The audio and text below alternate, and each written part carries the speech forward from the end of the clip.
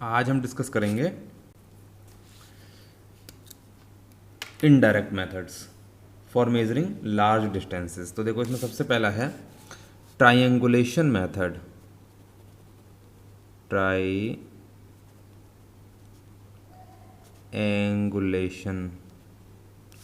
Method for the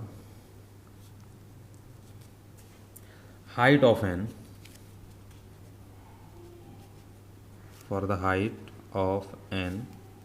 accessible object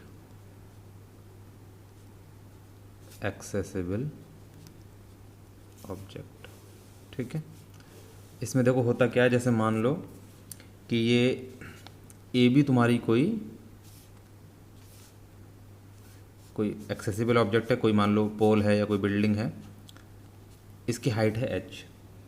तो हम क्या करते हैं, जिस लेवल पर ये है इसके बेस से x डिस्टेंस पर, अब सीधी सी बात है x डिस्टेंस तो फिर नोन होगी ना, हमें पता होगा। इतने डिस्टेंस पर हम एक इंस्ट्रूमेंट रखते हैं जिसको हम बोलते हैं सेक्सटेंट। ये पॉइंट सी है, सेक्सटेंट नाम का इंस्ट्रूमेंट होता है जो कि एंगल ऑफ एलिवेशन को मेज़र करता है। तो मान लिया यहाँ x डिस्टेंस से a पॉइंट का एंगल ऑफ एलिवेशन है थीटा। तो सीधी सी बात है, टेन थीटा की थीटा हमने मेज़र कर लिया, तो टेन थीटा की वैल्यू कितनी हो जाएगी, h अपॉन एक्स। तो h की वैल्यू कितनी हो गई, x टेन थीटा। ठीक है, तो ये तो ट्राइंगुलेशन मेथड हुआ किसी भी एक्सेसिबल ऑब्जेक्ट की डिस्टेंस को मेज़र करने के लिए। अब मान लो कोई हमारे पास इनएक्सेसिबल ऑब्जेक्ट है, जैसे कोई पहाड़ की छोटी मोटी पहाड़ी है, उसकी चोटी है, अब उसके लिए हमें मेज़र करना है। तो क्या करेंगे, जैसे मान लो ये है triangulation method for the height of an inaccessible object.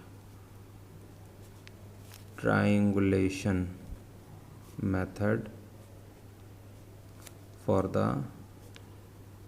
Height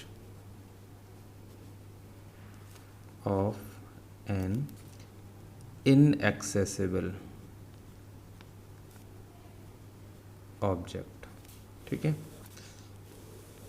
जैसे मान लो ये थोड़ा सा हिल टॉप है, कोई इनएक्सेसिबल ऑब्जेक्ट है और इसकी हाइट है h। तो हम करते क्या हैं, इसका जो बेस है ए बी है ना, ए बी, इसके बेस से x डिस्टेंस पर पॉइंट ले लेते हैं c, और यहाँ पर सेक्सटेंट रख के ना इसका हम एंगल ऑफ एलिवेशन मेज़र करते हैं, जो मेज़र होने पर आता है θ1। ये है x डिस्टेंस। अच्छा, फिर इसके बाद हम C पॉइंट से और थोड़ा आगे बढ़ते हैं, D डिस्टेंस और पॉइंट D तक, कैपिटल D तक, वहाँ से फिर मेज़र करते हैं हम एंगल ऑफ एलिवेशन को। यहाँ पर एंगल ऑफ एलिवेशन आता है θ2। तो आप बता सकते हो cot θ1 की वैल्यू कितनी होगी, cot θ1 is equal to base upon perpendicular, तो x अपॉन h। और cot θ2 की वैल्यू कितनी होगी, देखो cot θ2 d plus x upon H, d plus x upon H. अब आप cot θ2 माइनस cot θ1 की वैल्यू निकालो, cot, ये भी cot है, तो कितना हो जाएगा, d plus x upon H minus x upon H. तो कितना आएगा ये, देखो इसकी वैल्यू कितनी आएगी, इसकी वैल्यू आएगी आपका h तो एलसीएम आ गया, d plus x minus x, x x cancel हो गया, तो d अपॉन h आ गया। तो ये आया, ये जो वैल्यू है ये है cot θ2 minus cot θ1 is equal to d upon h। अब देखो इस डायग्राम में देखो, हमें d तो पता है बट x नहीं पता, क्योंकि b से एक अननोन डिस्टेंस पर हमने एक पॉइंट c लिया था, बट c से तो हम मेज़र कर सकते हैं ना, तो ये d नोन है हमारे पास। अब यहाँ पर देखो, इसमें देख लो x कहीं है ही नहीं, तो अगर हमें क्या निकालना है, हमें h की वैल्यू निकालनी है।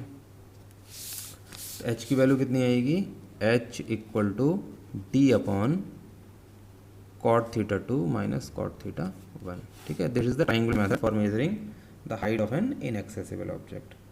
चलो अब आगे चलते हैं हम पैरेलैक्स पर। पैरेलैक्स को समझते हैं क्या होता है। देखो पैरेलैक्स होता क्या है, एपरेंट शिफ्ट होता है किसी भी ऑब्जेक्ट की पोजीशन में जब हम अपनी आंखों को इधर उधर घुमाते हैं। आप किसी भी ऑब्जेक्ट पर अपने आईज को फोकस करके एक बार उसको राइट आई से देखो, एक बार लेफ्ट आई से देखो, तो उसकी जो पोजीशन होगी ना वो एपरेंटली आपको इधर उधर होती हुई मिलेगी। इसी को हम पैरेलैक्स कहते हैं। ठीक है, तो पैरेलैक्स, इसको देखो कैसे, it is the apparent shift in the position of an object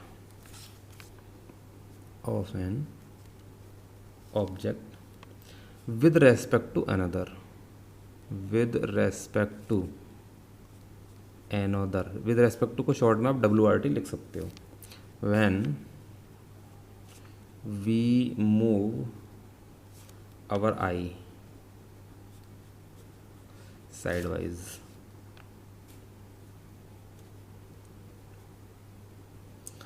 अच्छा अब देखो पैरेलैक्स को समझने के लिए आप मानो जैसे ये ऑब्जेक्ट O है, ठीक है, ये आपकी लेफ़्ट वाली आई है, ये वाली राइट वाली आई है। ठीक है, एक बार आप इसको राइट आई को क्लोज करके एक बार लेफ़्ट आई से देख रहे हो, एक बार लेफ़्ट को क्लोज करके राइट आई से देख रहे हो। तो ये जो लेफ़्ट राइट यानी कि आपका पॉइंट ऑफ ऑब्जर्वेशन पहले तो L है फिर R है, तो इसके बीच की जो डिस्टेंस है ना इसको हम बोलते हैं बेसिस और B से डिनोट करते हैं। और ये तो डिस्टेंस होगी तुम्हारी S, और ये तुम्हारा ऑब्जेक्ट है, तो ये जो एंगल LOR है इसको हम बोलते हैं पैरेलैक्स एंगल या पैरेलैक्टिक एंगल। ठीक है, तो आप क्या करोगे, जब एक बार लेफ़्ट से देखोगे एक बार राइट को देखोगे तो इसकी पोजीशन है ना आपको थोड़ा डिफरेंस मिलेगी, इसी को हम बोलते हैं पैरेलैक्स। ठीक है, अब आ जाओ इस पैरेलैक्स मेथड से डिस्टेंस ऑफ मून या किसी प्लेनेट की डिस्टेंस देखते हैं। पैरेलैक्स मेथड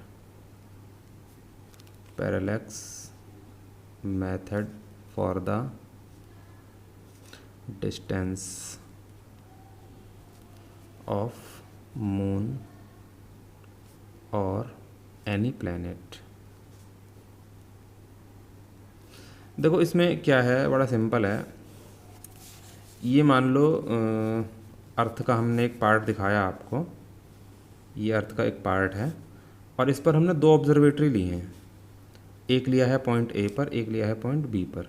ठीक है, तो इन दोनों के बीच जो डिस्टेंस होगी उसको हम क्या कहेंगे, उसको हम कहेंगे बेसिस और बी से डिनोट करेंगे। ठीक है, अब मान लो आपका जो प्लेनेट है या मून जो है उसकी पोजीशन है ये, इसको आप पी से डिनोट कर दो, है ना, प्लेनेट हो गया या मून हो गया, और ये ऑब्जर्वेटरी ए हो गई, ये ऑब्जर्वेटरी बी हो गई, इससे आप ज्वाइन करो प्लेनेट को, इधर से भी करो। ठीक है, अब क्या है कि ये कोई हमारा स्टार है, हमारा कोई डिस्टेंट स्टार है एस। ठीक है ना, ये डिस्टेंट स्टार है, तो सीधी सी बात है ऑब्जेक्ट जब बहुत डिस्टेंट होगा तो उसकी जो एपरेंट पोजीशन होगी वो कांस्टेंट बनी रहेगी। तो जब हम इस एंगल को मेज़र करते हैं तो ये आता है हमारे पास φ1 और ये वाला एंगल आता है φ2। तो सीधी सी बात है फिर ये वाला एंगल φ1 हो जाएगा और ये वाला एंगल φ2 हो जाएगा, अल्टरनेट इंटीरियर एंगल हो गए। अब आप देखो टोटल जो एंगल पैरेलैक्टिक एंगल बन रहा है वो कितना बन रहा है, ये डिस्टेंस हो गई तुम्हारी, डिस्टेंस ये एस हो गई, तो आप जो डिस्टेंट स्टार है उसको आप एस डैश मान लो। ठीक है, अब आप देखो angle is equal to r upon radius, तो एंगल जो तुम्हारा फाई है इज इक्वल टू आर कितना है, बी अपॉन डिस्टेंस है एस, तो हमें डिस्टेंस निकालनी है एस, तो एस की वैल्यू कितनी हो जाएगी, बी अपॉन फाई। अब क्योंकि फाई जो है तुम्हारा वो φ1 + φ2 के बराबर है, तो एस की वैल्यू हो जाएगी b upon φ1 + φ2। This is the parallax method for measuring the distance of a moon और एनी प्लेनेट। ठीक है, ये हो गया। अब हम मेज़र कर सकते हैं distance of near by star by parallax method. देखो नियर बाई स्टार कैसे करेंगे, distance of A near by star by parallax method. देखो कैसे, इसका भी लगभग वैसे ही है, बट इसमें थोड़ा सा डिफरेंस है। इसमें हम करते क्या है, अर्थ की जो ऑर्बिट होती है, अर्थ की जो ऑर्बिट है, ये ऑर्बिट है अर्थ की, ये बीच में कहीं सन होगा, ये सन है।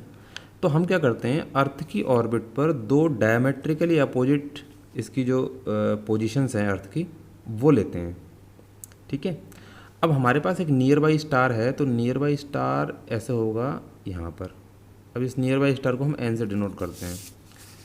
मान लीजिए किसी टाइम पर अर्थ ए पोजीशन पर है, ठीक है, तो एक फार ऑफ स्टार लिया जाएगा। भाई वही बात ले दे के सामने आ गई कि जो फार ऑफ स्टार है उसकी पोजीशन चेंज नहीं होने वाली है, उसका जो पैरेलैक्स है वो सेम रहेगा। तो अब हम ये वाला एंगल मेज़र करते हैं, ये आता है हमारे पास θ1, तो सीधी सी बात है ये भी θ1 हो जाएगा। और अर्थ जब रिवॉल्व करती है उसके बाद 6 महीने बाद वो अपने डायमेट्रिकली अपोजिट पोजीशन पर पहुंचेगी, और यहाँ से फिर हम एंगल को मेज़र करेंगे। ये एंगल, ये वाला एंगल आता है हमारे पास θ2, तो ये भी θ2 हो जाएगा।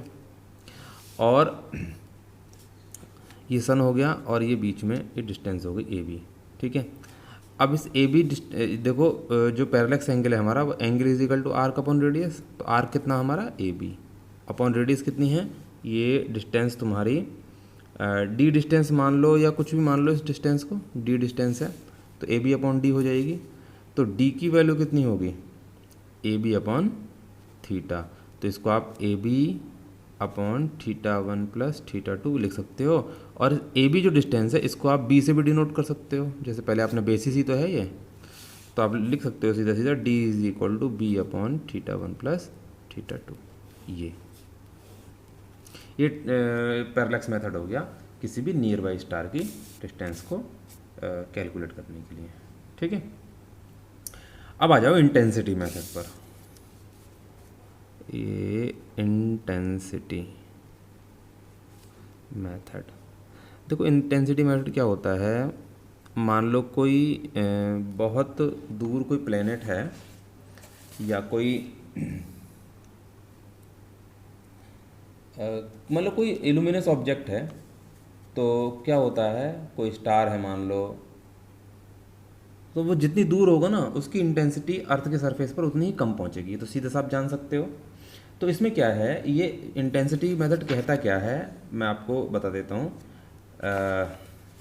ये कह रहा है the intensity of illumination at a point is inversely proportional to the square of the distance from the source of light.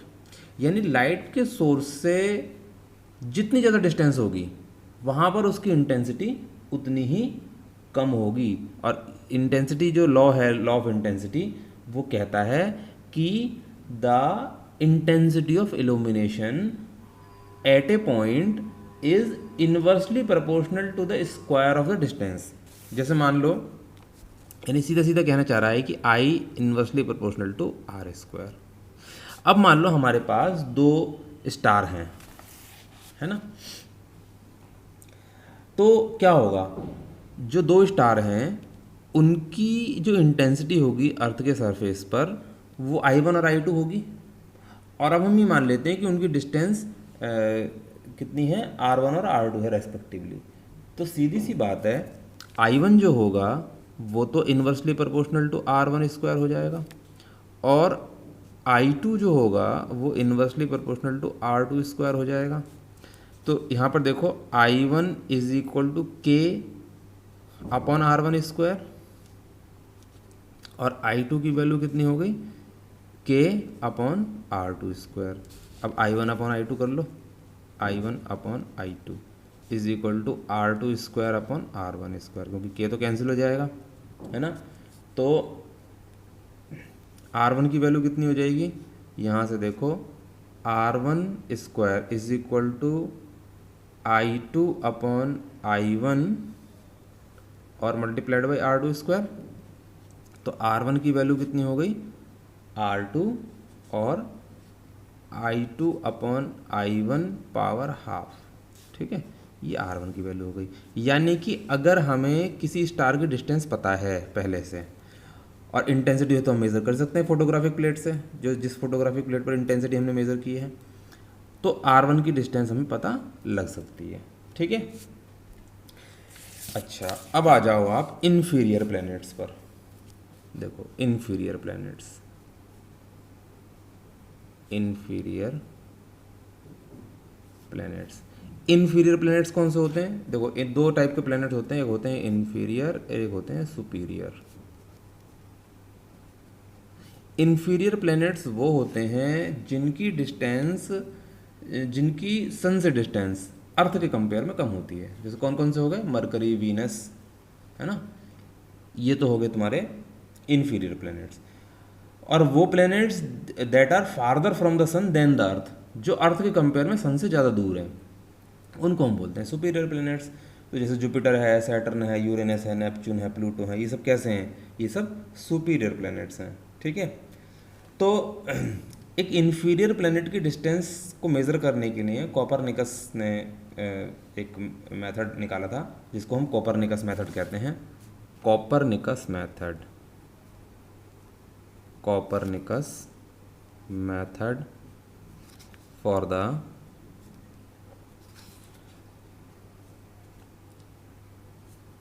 Distance of N inferior planet, distance of N inferior planet, ठीक है। Copernicus method है inferior planet की distance को measure करने के लिए। ये हम देखो, तो कोपरनिकस ने क्या किया था? कोपरनिकस ने सर्कुलर ऑर्बिट एज्यूम किए थे, सर्कुलर ऑर्बिट, ठीक है। अब सर्कुलर ऑर्बिट में क्या होगा? जैसे मान लो ये हमारा इन्फीरियर प्लैनेट है, इसकी ऑर्बिट है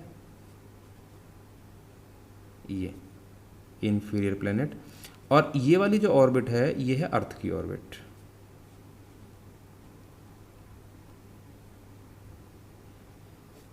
ठीक है। अच्छा, मान लीजिए किसी एक इंस्टेंट पर आपका अर्थ यहाँ पर है, ये अर्थ है ई मान लीजिए आप इसको, और प्लैनेट जो है वो प्लैनेट इस पॉइंट पर है, ठीक है, दिस इज द पी, और यहाँ पर सन है बीच में, ये सन है एस, ठीक है, और ये अर्थ और सन, और ये प्लैनेट और सन, ठीक है। ये एक ट्रायंगल बनेगा हमारा अर्थ, सन और प्लैनेट के बीच में। तो सीधी सी बात है, अर्थ सन और अर्थ प्लैनेट, देखो अर्थ सन और अर्थ प्लैनेट, इसके बीच का जो एंगल होता है ना, उसको हम एप्सिलॉन से डिनोट करते हैं, और इसको हम बोलते हैं प्लैनेट्स एलोंगेशन। एप्सिलॉन को हम बोलते हैं प्लैनेट्स एलोंगेशन। और देखो जब एप्सिलॉन की वैल्यू मैक्सिमम होगी ना, जब एप्सिलॉन की वैल्यू मैक्सिमम होगी, आप देख रहे हो जब प्लैनेट इसके बाद इधर जाएगा तो ये एप्सिलॉन धीरे धीरे फिर कम होता चला जाएगा। तो ये एंगल जो EPS है ये 90 डिग्री का होगा उस टाइम पे, क्योंकि क्या बन गया? रेडियस और टेंजेंट। तो उस टाइम पर देन यहाँ पे लिख देंगे when epsilon is equal to maximum, then angle EPS is equal to 90 degree, ठीक है। अब ये डिस्टेंस जो है तुम्हारी प्लैनेट और अर्थ के बीच, सॉरी अर्थ और सन के बीच में RES, ये वाली डिस्टेंस हो गई RPS, और ये वाली डिस्टेंस हो गई RPE, ठीक है। ये हो गया ना। अब इसके बाद देखो आप यहाँ पर ये राइट ट्राइंगल हो गया, तो इसमें साइन एप्सिलॉन की वैल्यू कितनी होगी? साइन एप्सिलॉन की वैल्यू कितनी होगी? परपेंडिकुलर अपॉन हाइपोटेन्यूज, तो कितना हो गया? RPS upon RES, RPS upon RES। तो RPS की वैल्यू कितनी हो जाएगी? RPS is equal to sine epsilon into RES। तो RES जो होता है वो अर्थ और सन के बीच की एवरेज डिस्टेंस है, जिसको हम 1 एस्ट्रोनॉमिकल यूनिट भी बोलते हैं। तो कितना हो गया? RPS is equal to sine epsilon astronomical unit, ठीक है। मल्टीप्लाई कर दो। ये तुम्हारा किसी भी इन्फीरियर प्लैनेट की डिस्टेंस को बताता है। ठीक है, अब आते हैं हम डिस्टेंस ऑफ सुपीरियर प्लैनेट। देखो डिस्टेंस ऑफ सुपीरियर प्लैनेट। देखो डिस्टेंस ऑफ सुपीरियर प्लैनेट के लिए हम क्या करते हैं, केपलर्स लॉ का यूज़ करते हैं। केपलर्स लॉ, केपलर ने ये बताया था हमें कि किसी भी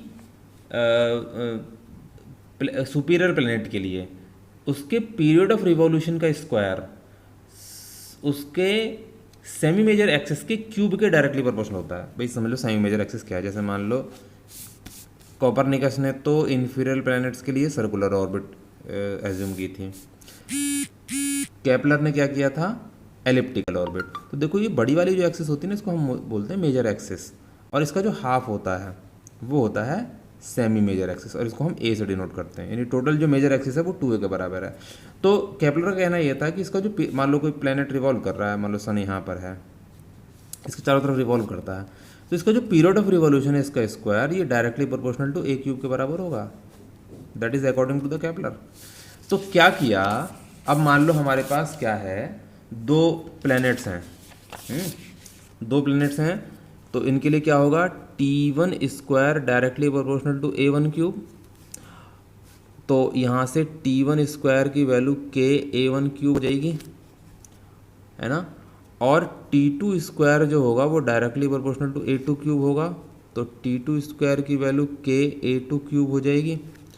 अब दोनों को डिवाइड कर दो तुम, क्या हो जाएगा, T1 square upon T2 square is equal to A1 cube upon A2 cube.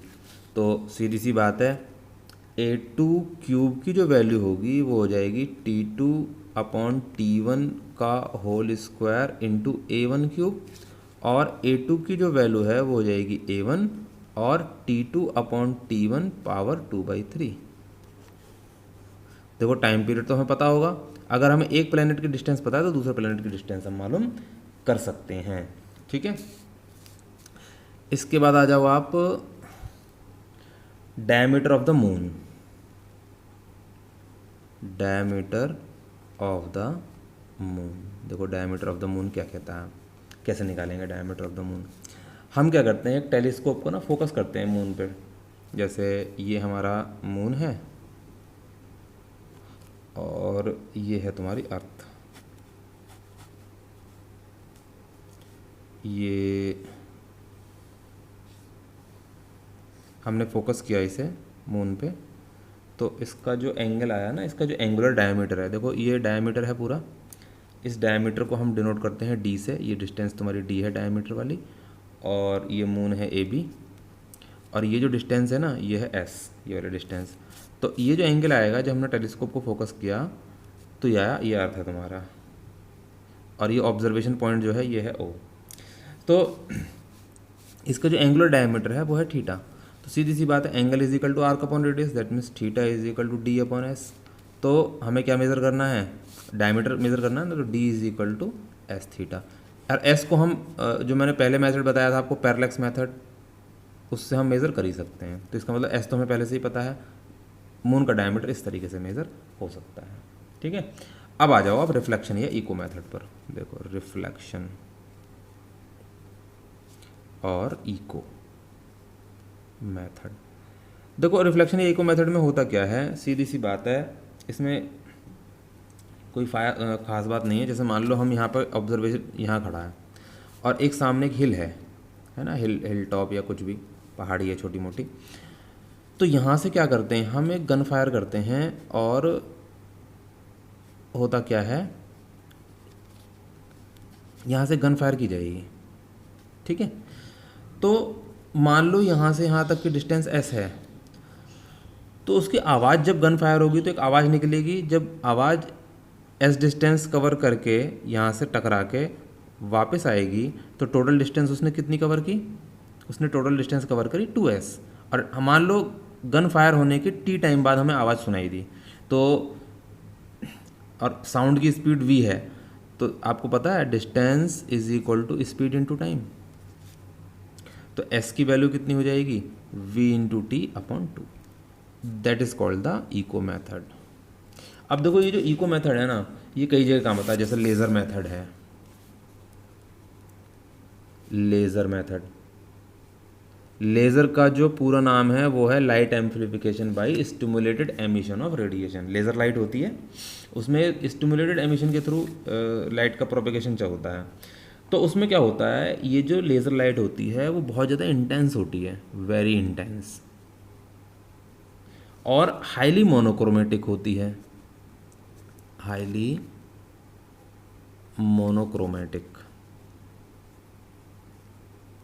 ठीक है। अच्छा, इसकी बीम को हम फेंकते हैं मून की तरफ, और इसकी जो रिफ्लेक्टेड पल्स होता है उसको रिसीव करते हैं। तो इसमें भी फिर वही बात है, भाई लाइट तो सी स्पीड से चलती है ना, और जब मून की तरफ जाएगा, मान लो अर्थ से मून की डिस्टेंस एस है, तो जाने में और आने में तो 2s डिस्टेंस हो गई, और इंटू मान लो टी टाइम बाद हमने रिफ्लेक्टेड पल्स इसकी प्राप्त की, तो एस की वैल्यू हो जाएगी सी इंटू टी अपॉन 2।